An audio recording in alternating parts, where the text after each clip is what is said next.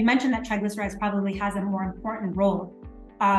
What is the role of triglycerides then in a lipid panel? Triglycerides do a few things. Number one, triglycerides are incorporated into the LDL particles and the HDL particles. And that's largely what determines how dense or not these particles are.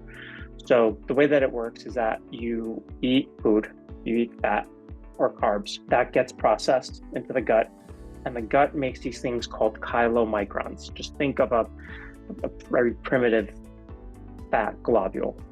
That is largely incorporated by triglycerides. Mm-hmm. Really from the fat that you eat. That then goes to the liver, gets processed, and then the liver then takes whatever was in the diet and then it makes these cholesterol, LDL particles. Triglycerides are very important is because the more triglycerides in your LDL, the more pathogenic or the more atherogenic or the more likely it is to contribute to heart disease. So that's number one.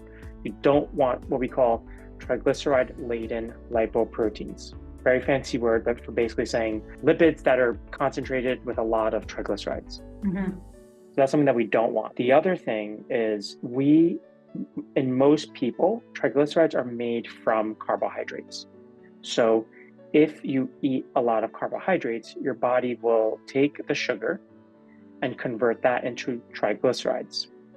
Many people think because triglycerides are actually fat in the blood, they think, oh, it must come from fat in my food. Not true at all. And in fact, also aligns with cholesterol in your food is also not associated with cholesterol in your blood work. So do not put those two things together. That's important is because if you're eating a lot of carbohydrates, simple carbs, sugars, processed sugars, etc., your triglycerides will go up, which will likely also increase your LDL-C and your LDL-P. So that is a very, very important part because it's actually one of the major interventions is diet, and you could easily manage that. So triglycerides are very important when it comes to knowing how much of a bad player are these LDL cholesterol particles actually playing.